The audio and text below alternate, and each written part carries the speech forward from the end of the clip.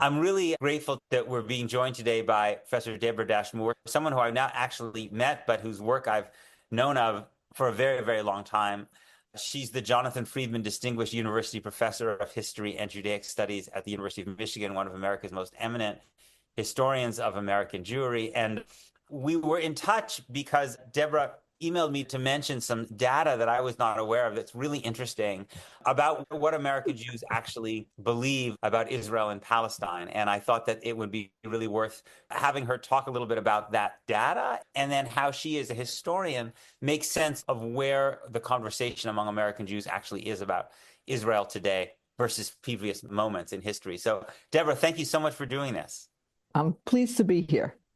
Wonderful. So folks will put questions in the chat and I may convey some of them to you, but maybe we can just start with some of the data from Portland and maybe elsewhere that you've seen that actually you think reframes perhaps some of the ideas we might have about how American Jews think about Israel. Okay, so I sent it to you in part because I thought it was really interesting and unexpected. Let me just say that this is data from prior to October 2023. So it was taken not in the context of the crisis that emerged after October 7th, which I think is also really valuable. Now, Portland Jews are a small community. There are only around 75,000 Jews there, but they are a liberal community. And the data says that 77% of them identify as politically very liberal or liberal. Okay, so it's an interesting snapshot that we're looking at here. One of the items that I think you sent around had to do with their attitude or self-identity as Zionists, that 52% do not identify as Zionists. So we've got these liberal Jews, 52% of them don't identify as Zionists. On the other hand, half of them have been to Israel. So it's an interesting combination. What I was particularly intrigued about were the questions that they're asking now about attitudes toward Israel, Palestine. And the question that I thought was fascinating was, I consider it important for Israel to be a democratic state. Okay?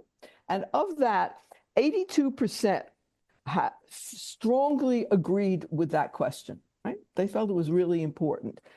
And then when you go down to the next question, or several, they ask a bunch of other questions, but there's a question there. I consider it important for Israel to be a Jewish state. You only have 38% strongly agreeing. So that's roughly half of the ones who think it's important for it to be democratic versus important to be Jewish. Now, we don't know what they understand Jewish to mean, right? There's been passed resolution that Israel is a Jewish state, but it may be in the minds of these American Jews that Jewish refers to the hegemony of the Orthodox establishment in Israel, right? Which is one way of interpreting a Jewish state. I think we do understand what they mean by a democratic state, which was to be, all the citizens of the state, one man, one vote kind of notion, that there should be representations of everyone. So that is what I thought was particularly interesting. Now, half of them feel strongly that Israel should be a refuge for Jews, both now and in the future. And I think that that's fascinating. A very small number consider that Israel lives up to its values with respect to human rights, only 21%. So it was just a really interesting snapshot from when the survey was done, 2021, 2022, of a liberal group of American Jews. And it's a snapshot that suggests that there's far more variety among American Jews today than we tend to recognize when we're making broad generalizations, either based upon what Jewish organizations say or what public intellectuals say. Interesting. All right. Thank you. So I guess one question I have about survey data about American Jews, who generally does these surveys? And what do you notice? Obviously, a lot of the way you ask questions has a huge impact on what responses you Right. get. So who tends to ask these questions, and what would you say are the patterns of what kinds of questions tend to be asked and not asked? Okay. I'll go with one of the not asked Hmm. questions because it really bugs me. And that is they tend not to discuss divisions based on gender. They do Hmm. discuss divisions based on age, and there's no particular age difference in this surveys.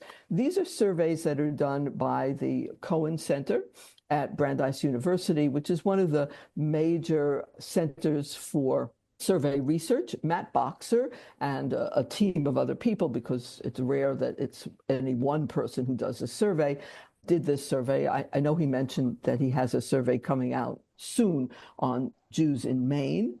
So the questions have evolved a bit over the 21st century. They used to not focus as much about different ways of understanding Jewish practice and different ways of understanding politics. And they've become a little more nuanced, I would say. So the survey has 5 categories of people. They have a minimally involved group, a culturally involved group, a spiritual group, a communal group, right? I mean, so they're dividing Jews up in a different way than it used to be, just based on, do you fast on Yom Kippur and other such practices? Do you belong to a congregation? In this particular case in Portland, a half of the Jewish adults are members of any kind of congregation. So it's not just a politically liberal group, but it's a largely unaffiliated group, etc. The challenge with asking questions, and I'm not a sociologist, okay? I'm a historian. The challenge with asking questions, however, is that you want to ask questions that bear some relationship to the questions that were asked in the past, so Hmm. that you can actually try to see changes across time. If you completely change the questions, Right. right, then it's like, okay, this is what one snapshot says, but we can't compare it to another snapshot. So each survey serves largely as a snapshot in time. Yeah, I mean, I guess I wondered listening to the questions. It seems to me interesting that they ask people, is it important to you that Israel be a democratic state or be a democracy? But they don't seem to probe that by saying, do you think Israel is a democracy, or do you think that there's a conflict between Israel being Jewish or a democracy, or something more provocative like, if Israel controls Palestinians in the West Bank who don't have the right to vote, do you think it can still be a democracy? It seems like they're not really.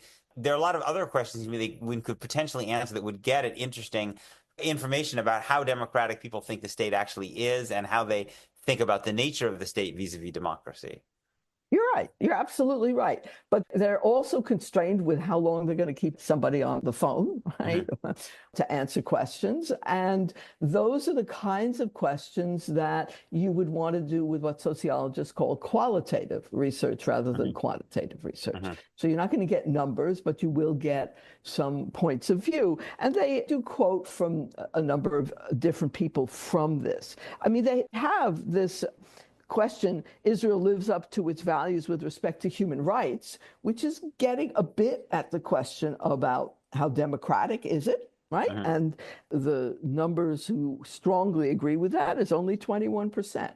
So, you can tease out from the questions certain understandings, but the kind of sort of robust, full-bodied, qualitative, no, that you can't get from a survey. Right. Um, and I can imagine that someone might say, well, Portland is not really very representative. Yep. It's more left leaning and perhaps more secular if you looked at, Miami or I don't know, Atlanta Yeah, or. to contrast it to Miami would be a very good contrast. So Mhm. Miami has become very orthodox in Mhm. everything. It Mhm. wasn't that way decades ago, but Mhm. now it is. And so, Mhm. yeah, you'd get very different results in Miami as compared to Portland. This has been a free preview of my weekly conversation. If you'd like to hear the rest and support my work, please consider subscribing at peterbeinart.substack.com.